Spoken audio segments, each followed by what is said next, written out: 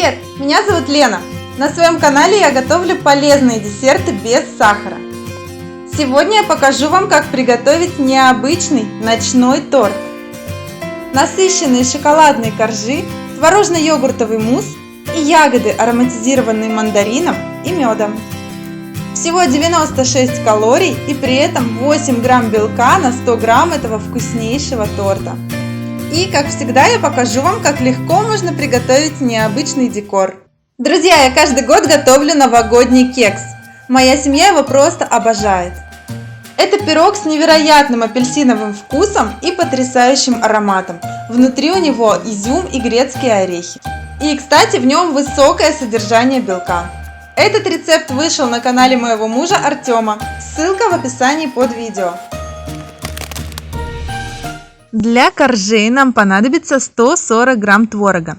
Желательно, чтобы он был приятен по вкусу и хорошо измельчался без комочков. Также нам понадобится 380 грамм йогурта. Часть йогурта переливаем к творогу и измельчаем их блендером до максимальной однородности.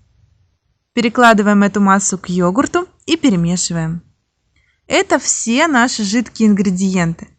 Отдельно соединим сухие ингредиенты. 80 грамм муки. У меня это смесь муки зеленой гречки и соевой.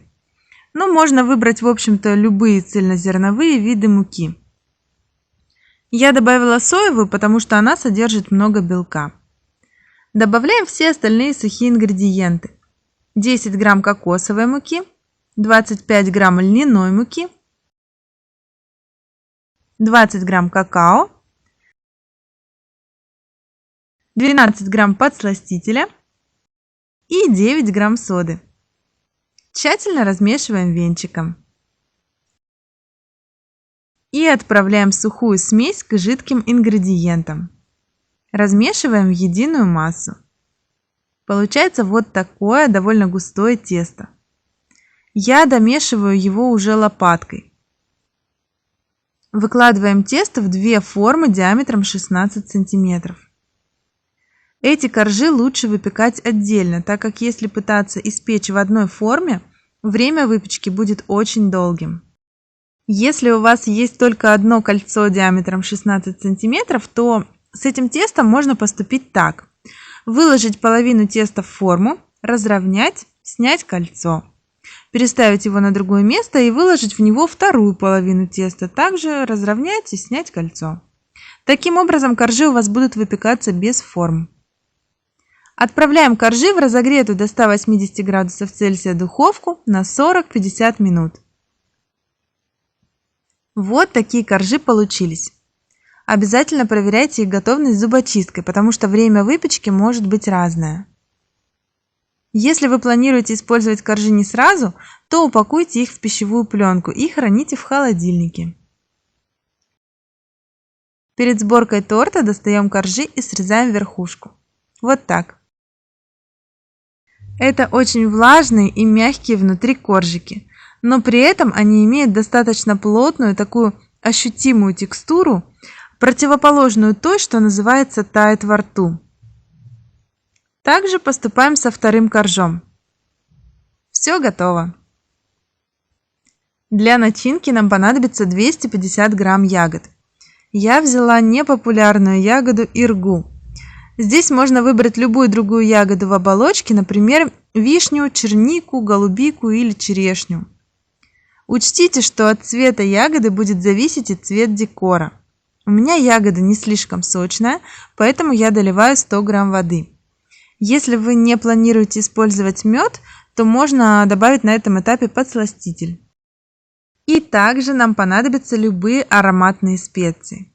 Можно использовать их в виде порошка, а можно выложить в какое-нибудь ситечко для заваривания чая. Например, у меня есть силиконовая клубничка, в которую можно наложить любые сухие специи или листовой чай и заварить наподобие чайного пакетика. Я наложу в нее сушеные мандариновые корки, очень ароматные, можно положить и свежие, а также у меня несколько веточек гвоздики. Можно сложить сюда и кусочки имбиря, звездочки бадьяна, в общем, любые пряности на ваш вкус.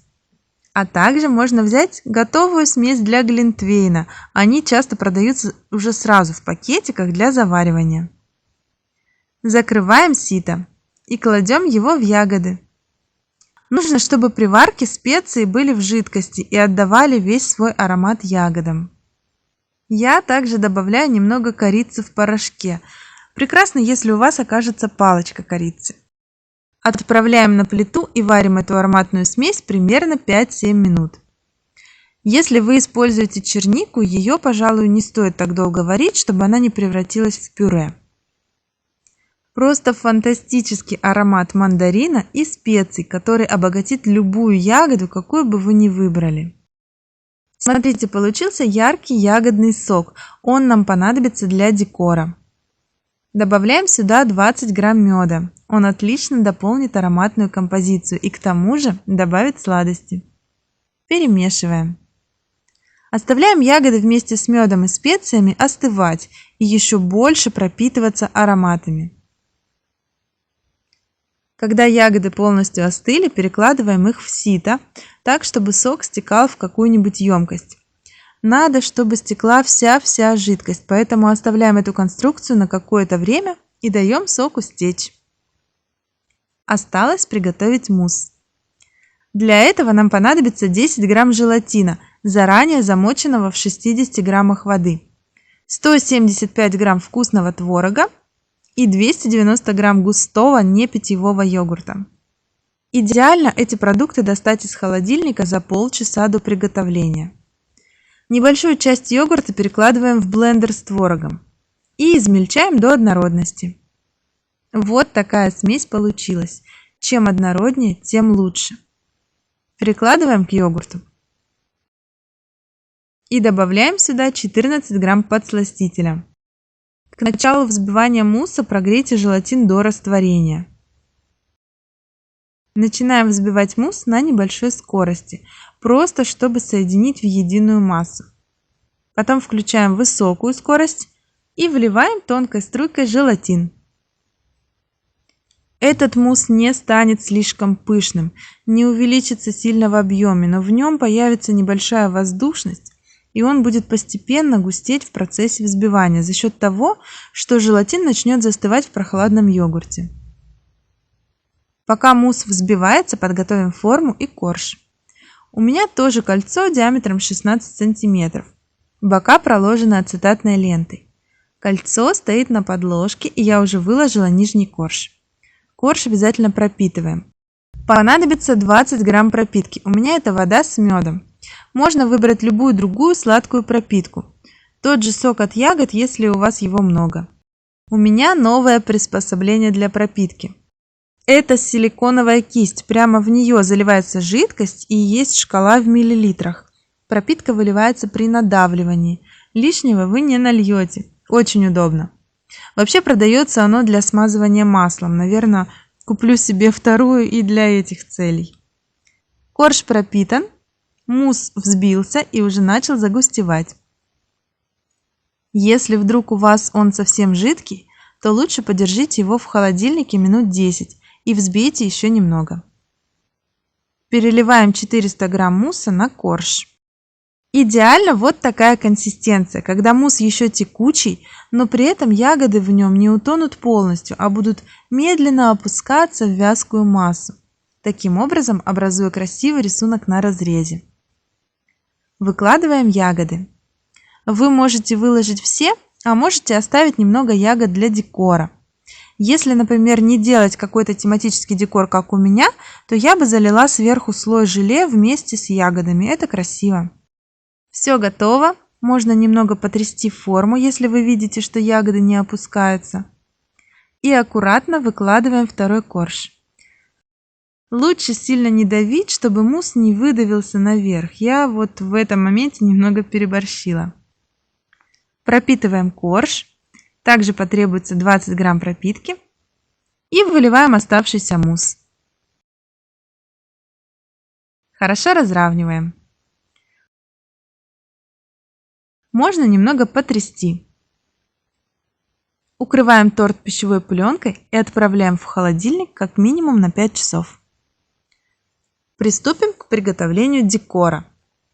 Для белых элементов нужно 2 грамма желатина, замоченного в 12 граммах воды, и 100 грамм мягкого творога, желательно не холодного.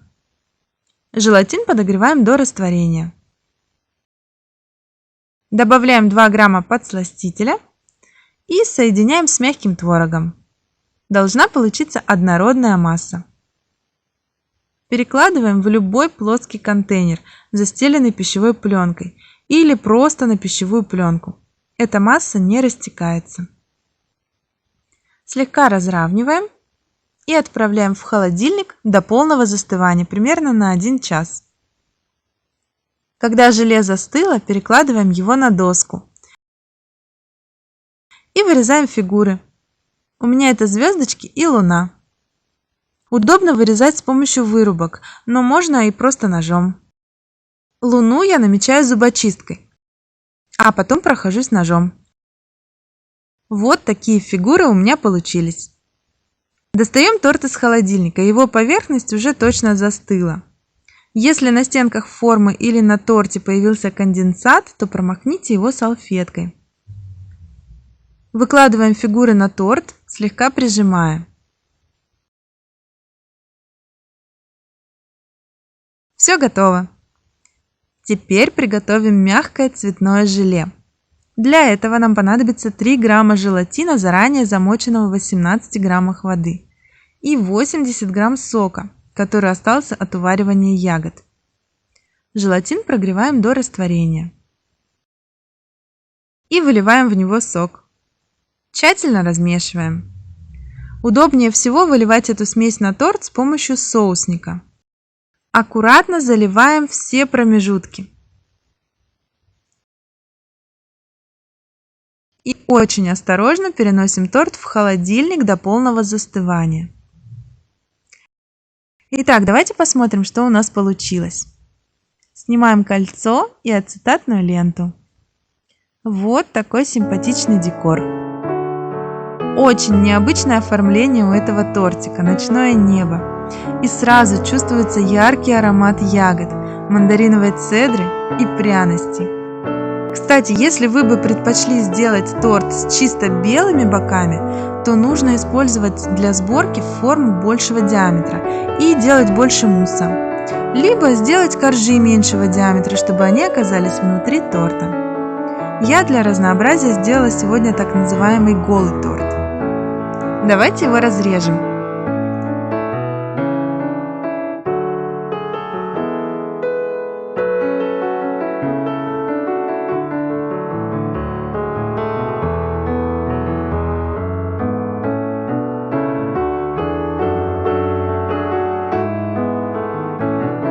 Вот такой необычный разрез.